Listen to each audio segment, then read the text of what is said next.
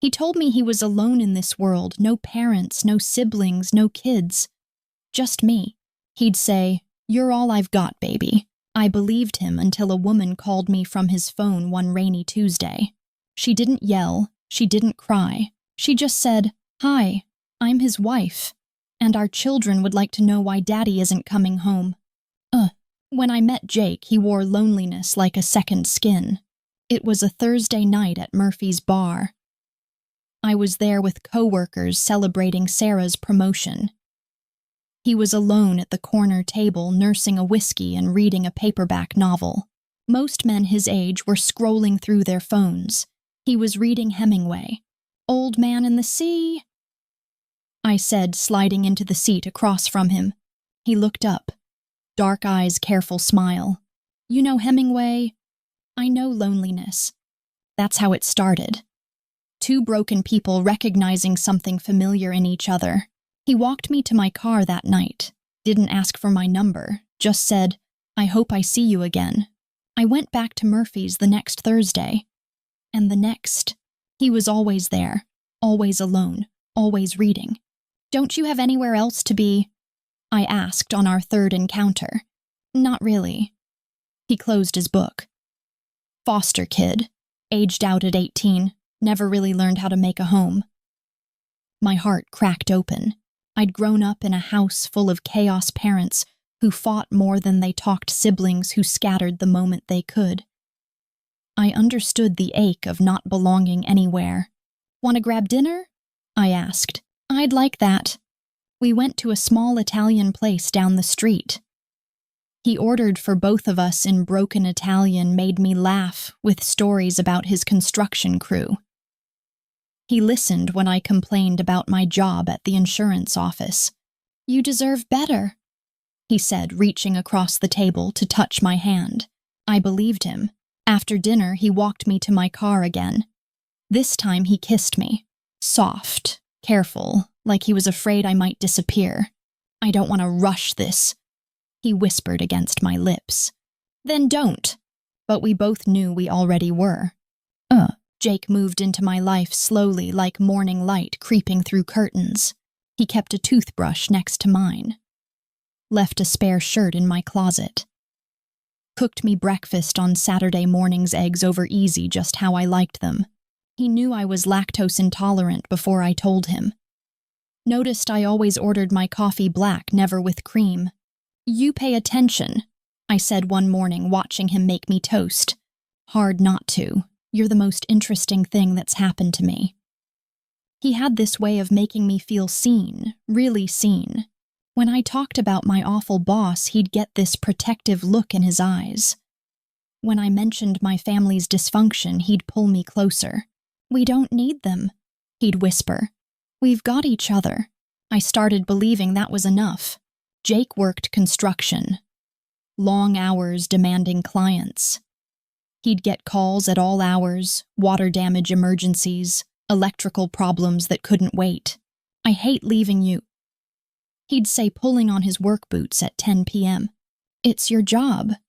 You're my job. Everything else is just survival." He always came back smelling like sawdust and sweat. I'd run him a bath, make him tea, listen to his stories about difficult contractors and impossible deadlines. "Someday I'll have my own company," he'd say, soaking in the tub while I sat on the edge. "Then I'll be home every night." "I can wait." "You shouldn't have to." But I wanted to, because Jake made me feel like I was worth waiting for. The first red flag came in month 3. We were at the grocery store picking up ingredients for dinner. I was comparing pasta prices when I heard a child's voice. "Daddy?" I turned. A little girl, maybe 6 years old, was staring at Jake with wide eyes. She had his dark hair, his careful smile. Jake went pale. "I think you have me confused with someone else, sweetie," he said, crouching down to her level. The girl's mother appeared, pulling her away. "Sorry," she said, glancing at Jake. "She does that sometimes." After they left, I asked, "Do you know them?" "No. Kids think all tall guys look the same." He laughed, but it sounded forced. I let it go. I wanted to let it go. The second red flag came a month later. Jake's phone rang during dinner. He glanced at the screen, declined the call. It rang again and again. Answer it, I said. It's work. They can wait. What if it's an emergency? He sighed, picked up the phone. What's up, Tony? But I could hear the voice on the other end. High-pitched. Definitely not Tony. Daddy, when are you coming home? Mommy made your favorite. Jake's face went white. He hung up quickly. Wrong number, he said. Jake. I said it was a wrong number. His voice had an edge I'd never heard before. I didn't push. I should have pushed. Instead, I helped him with the dishes and pretended not to notice how his hands shook. The third red flag should have been a deal breaker. We were supposed to spend Thanksgiving together. I'd bought a turkey, planned the whole meal. Jake was going to meet my sister for the first time. The night before, he got a call. Emergency job, he said, grabbing his keys. Burst pipe in a client's basement. I'll be back tomorrow morning. On Thanksgiving. Double overtime. We need the money. I watched him drive away, then spent the holiday alone eating takeout Chinese and watching football. He came back Friday morning with guilt gifts. Flowers, expensive chocolate, a promise to make it up to me. I'm sorry, baby. I hate that I missed it. It's okay. But it wasn't okay. And the way he avoided my eyes when he apologized made my stomach turn. I started noticing things.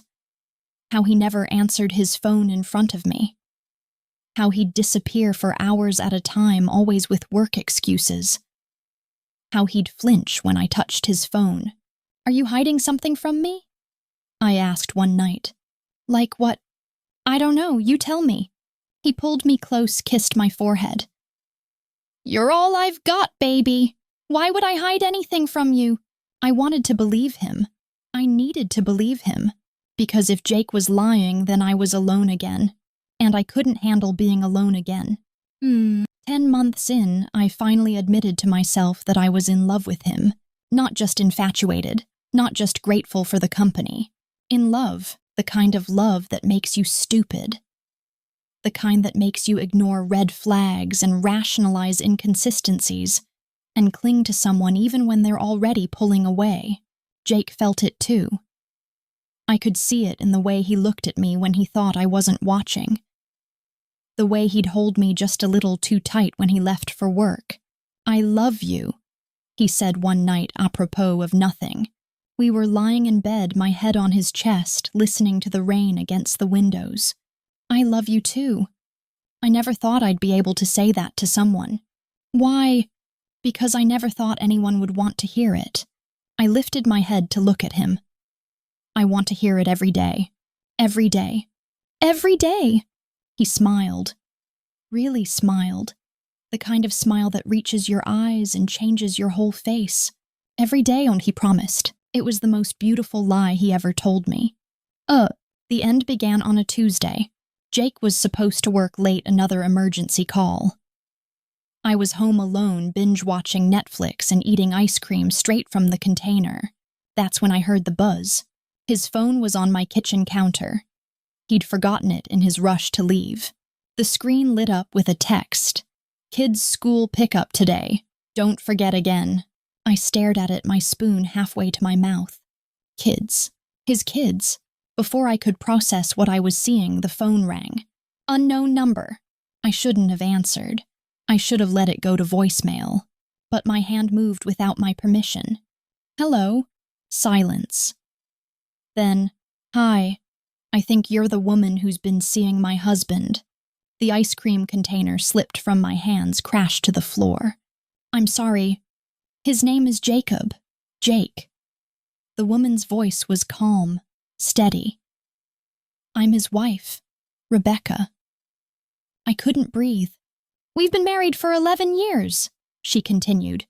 We have 2 children. Emma's 6 and Michael's 4. Emma, the little girl at the grocery store. I don't understand. I think you do. She was right. I did understand. I just didn't want to. Where is he? I whispered, probably telling you he's at work. He's actually at home helping Emma with her homework. The room spun.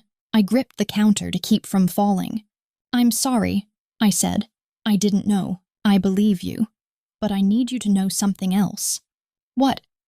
"This isn't your fault, but it has to stop." She hung up. I stood in my kitchen, surrounded by melting ice cream, holding the phone of the man who'd lied to me for 10 months. The man who'd made me believe I was all he had, when I was just another secret in his carefully constructed double life. Jake came home 2 hours later, whistling. He froze when he saw me sitting at the kitchen table, his phone in front of me. "Babe, I can explain. Are you married?" The question hung in the air between us like a loaded gun. He looked at his phone, then at me, then at the floor. "It's complicated.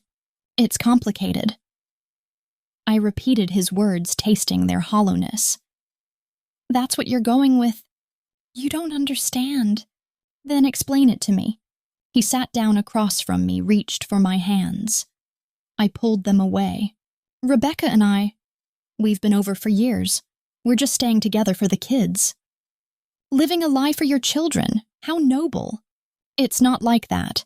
"What's it like, Jake? Because from where I'm sitting, it looks like you've been living 2 completely different lives." He ran his hands through his hair. "I was going to tell you. When? Soon. After we got married, after I wasted more years on you. It's not a waste. What we have is real." I laughed. Actually laughed. "Real. You told me you grew up in foster care." I did. "You told me you never had a family." I didn't. Not one that mattered. "You have 2 children who think you matter. That's different." "How?" He couldn't answer. Or wouldn't. "Get out," I said. "Baby, please. Get out of my house. Get out of my life." "I love you." "No, you don't. You love the idea of me, the escape I represent. But you don't love me." "That's not true." "If you loved me, you would have told me the truth." "I was protecting you." "From what? From making an informed decision about my own life." He stood up, paced to the window. "You don't understand what it's like to be trapped." Trapped. I stood, too, fury making me bold. "You think you're trapped. You have a wife who's been faithful to you for 11 years. You have 2 children who love you. You have a woman who would have done anything for you, and you threw it all away because you're too selfish to choose." "I chose you." "No, you didn't. You chose to have both. You chose to lie to everyone who loves you. I made mistakes. You made choices. Every day for 10 months you chose to lie to me. I'm sorry. I don't want your apology. I want you gone." He grabbed his phone, his spare shirt, his toothbrush. At the door, he turned back. "I really did love you." "I know," I said. "That's what makes this so much worse." I called in sick the next day. And the day after that. I couldn't eat. Couldn't sleep.